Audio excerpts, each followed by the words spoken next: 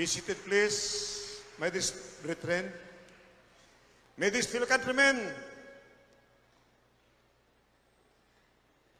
I repeat, going to heaven is the greatest matter of importance. So listen attentively and do not allow